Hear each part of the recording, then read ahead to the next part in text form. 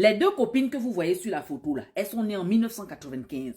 Elles ont grandi ensemble au quartier. Elles ont même eu chacune d'elles un enfant très tôt. C'est comme ça qu'un jour, les deux filles se sont assises. Elles se disent, copine, c'est pas parce qu'on a accouché très tôt qu'on doit se laisser comme ça. On peut reprendre les études et se remettre sur le droit chemin. C'est comme Une histoire plus qu'intéressante. Ne perdons pas le temps. Allons directement dans le vif du sujet. La vie est risquée. Il y a des femmes mal intentionnées, de même aussi, il y a des hommes mal intentionnés. Pourquoi je dis ça? Parfois, c'est les femmes qui profitent des hommes, mais aussi les hommes profitent des femmes. C'est vice versa. Et c'est la vie. Cette jeune dame, eux, ils refusent d'être profiteuse. C'est la raison pour laquelle, malgré les difficultés, les deux amis se complètent pour le bon. Nous, on va se battre dans la vie. On veut être soi-même. On ne peut pas être indépendant. Non, c'est ce que c'est dit. Et prolonge dans leur travail. Dieu merci. Les deux, ils sont réussis. Qu'est-ce qui s'est passé après? Toi, femme, tu es indépendante, tu as l'argent, tu as ta voiture, tu as ta maison. Il faut que tu te maries. Mais le mari, on ne télécharge pas sur Play Store. Parmi les gens qui déproduisent, parmi les gens qui te draguent, c'est tous ces gens-là, entre eux, que tu dois choisir une personne. C'est ce qui s'est passé. Les deux filles en question, ils sont allées à une fête et l'un d'entre elles a rencontré un monsieur. Le monsieur, il est déjà marié. Mais il drague la fille. Ah, tu me plais, patata. Peut-être même que d'accord. Mais actuellement, je ne suis pas seul. Je suis avec ma copine. Le monsieur dit non, il n'y a pas de souci. Moi, je peux appeler un ami à moi, lui aussi, qui est avec ta copine. Il a dit ok, d'accord. Ce qui s'est passé, monsieur en question, il appelle son ami. Son ami est venu. Son ami aussi, c'est un homme marié. Son ami est venu. Il drague la copine de la fille. Et ça passe bien. Après la rencontre, tout le numéro, on s'écrivait. Sauf qu'un jour, le monsieur en question appelle la fille. Ah, ma copine, mon cœur, mon amour, ça fait un bout de temps qu'on s'écrit. Est-ce qu'on peut faire un programme qu'on puisse se voir et rester ensemble, manger, s'amuser? Et puis, ok, d'accord, pas de souci. Puis, la quelqu'un dit, ok, nous, les lundis, c'est notre jour de repos. Si ça vous convient, le lundi, on va se voir. Je me dis, ok, d'accord, pas de souci. Le jour I, le jour est arrivé. Le monsieur, la question dit, ah, aujourd'hui, c'est le jour. Après, dit, ok, d'accord. Donc, dans la journée, le monsieur, il a pris sa voiture, il a amené sa meilleure amie. Ils ont appelé la fille. Ah, vous êtes où? La fille a localisé leur maison, ils sont partis. Et les deux filles sont rentrées dans la voiture, ça va donc de 4 heures. Ils sont partis dans un endroit, manger, bavarder, poser. Mais la fin, vraiment, c'est tragique. L'homme, l'homme est mauvais. Regardez la vidéo. Vous allez comprendre ce qui s'est passé. ça que les filles ont repris les études. Souvenez-vous, ces deux meilleures amies.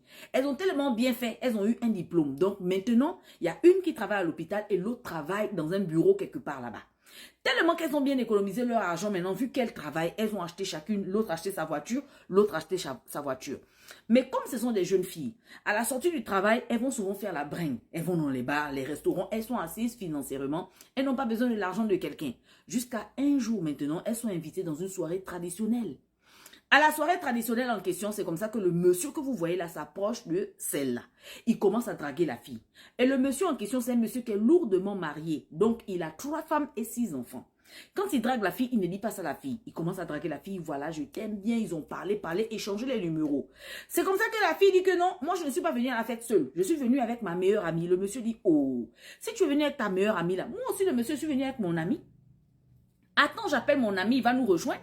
Comme ça, mon ami va draguer ta meilleure amie. Et puis moi aussi, je te drague. C'est comme ça qu'il appelle son ami. L'ami en question, le voilà. L'ami aussi, c'est un nouveau marié. Il vient de se marier il y a 6 mois. Il commence à draguer la copine de la fille. Le monsieur aussi drague la fille. Ils se sont échangés de numéros de téléphone. Après la soirée traditionnelle, chacun est rentré chez soi. Donc, ils se voyaient seulement que par téléphone. Ils écrivaient, ils étaient en train de tchatcher pendant 2 semaines qu'ils ont tchatché. Un bon matin, le monsieur maintenant dit à la fille que « Ah, ça fait 2 semaines qu'on s'est séparés à la soirée traditionnelle. Depuis ce jour-là, on ne s'est plus jamais revus. Viens, appelle ta copine.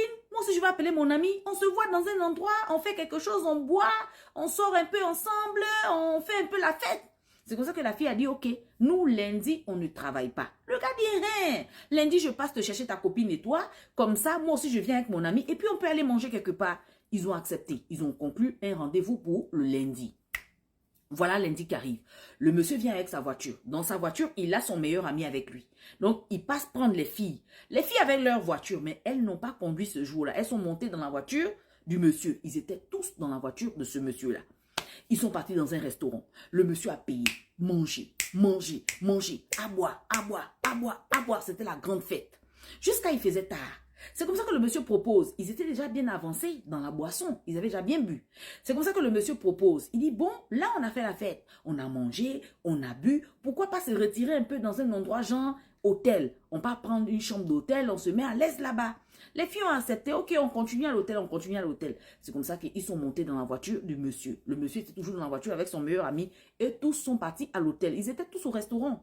Ils ont bien mangé, ils ont bien bu. En tout cas, au restaurant, là-bas, ça a duré. Il y avait la fête, ça a chauffé. Ils vont dans l'hôtel maintenant, dans un endroit calme, sauf que l'hôtel en question, c'est un hôtel très loin.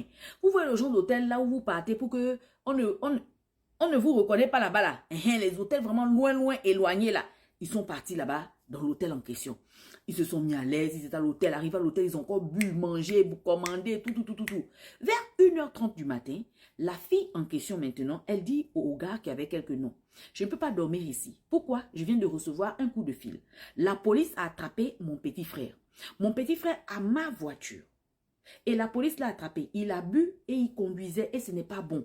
Donc, quand la police l'a attrapé et la police pense qu'il a volé ma voiture. Donc, c'est mon petit frère.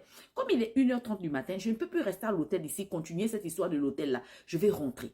Et comme l'hôtel, c'est un endroit éloigné, je n'ai pas, moi la fille, je n'ai pas ma voiture. On est venu avec toi, ta voiture, nous tous. Donc, il faut aller nous déposer, nous tous. Moi, la fille, si je quitte de cet hôtel, ma meilleure amie aussi quitte avec moi. Le gars dit que quoi? En comment? Tout ce que moi, j'ai déjà payé là. Ah non, moi, j'ai trop payé. Hein.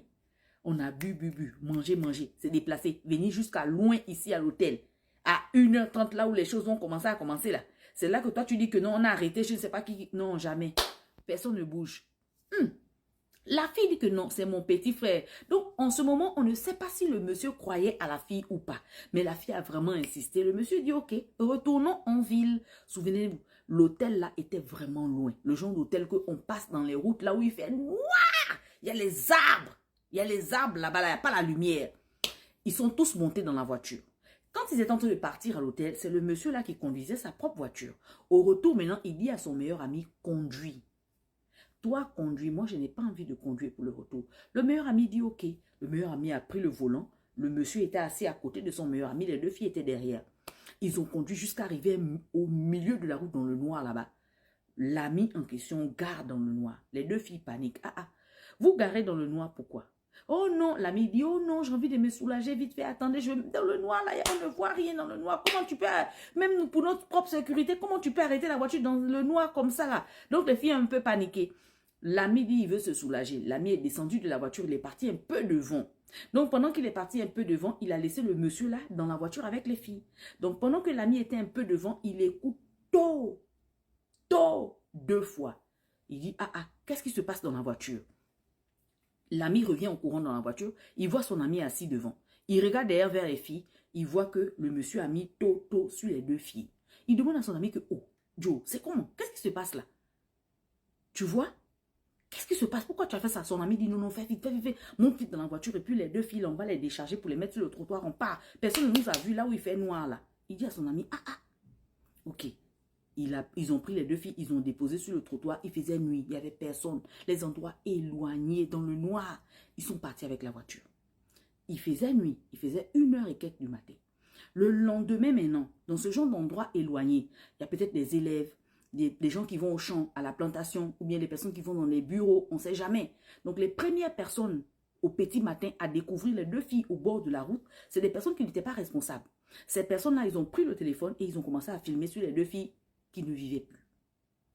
Ils ont filmé toute la scène. Non, regardez les filles là! Quand ils ont filmé comme ça, ils ont mis sur les réseaux. Et de réseau en réseau, un comportement qui n'était pas responsable. De réseau en réseau, jusqu'à c'est parti tomber sur les yeux des parents des deux filles là, les photos. Mais ça, ce sont nos enfants. Les parents des deux filles sont partis un peu regarder. Effectivement, c'était leur fille. Ils ont commencé à faire les enquêtes. Donc, la soirée là où ils sont partis au restaurant, la fille en question, elle snappait. Et elle mettait dans les statuts. Elle mettait dans les statuts. Elle snap, elle met dans les statuts. Elle snap la mutuelle, elle met dans les statuts. Donc, en snappant, elle a filmé un peu le monsieur. Donc, les gens ont commencé à faire les captures d'écran que non, c'est le monsieur là, le monsieur là, le monsieur là. Ils ont reconnu qui était le monsieur. Ok, c'était le lendemain qu'ils ont reconnu qui était le monsieur. Le lendemain, vers 17h, on attrape le monsieur. Le monsieur est assis à la plage avec son ami. Ils sont en train de siroter un verre. Et c'est là-bas que la police est partie les attraper.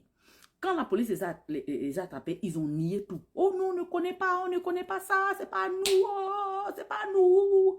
Et vous savez que quand vous faites quelque chose et puis vous êtes à deux, il y a une personne qui est un peu forte, qui est en train de faire oh non, et puis il y a l'autre maintenant qui a maintenant un peu peur, qui regrette même. Celui qui regrettait, c'était le meilleur ami. Le meilleur ami était triste. C'est comme ça que la police a pris le meilleur ami sur le côté que Joe. Dis-nous la vérité. Qu'est-ce qui s'est passé là-bas le jour-là? Hier nuit, qu'est-ce qui s'est passé?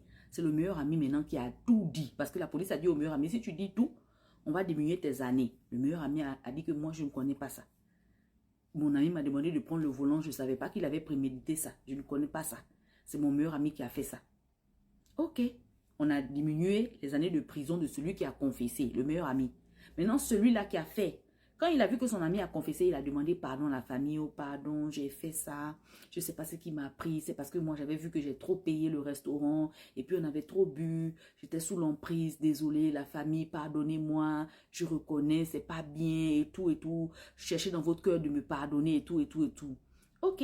Comme il a avoué aussi en même temps, il a demandé les pardons. Le juge lui a donné 25 ans de prison avec possibilité de faire appel même avant les 25 ans. Il peut sortir. Voilà comment les deux amis vont en prison. Mais celui qui a fait ça, il a 25 ans de prison. Mais avant les 25 ans, là, il peut encore relancer le dossier pour négocier, pour sortir.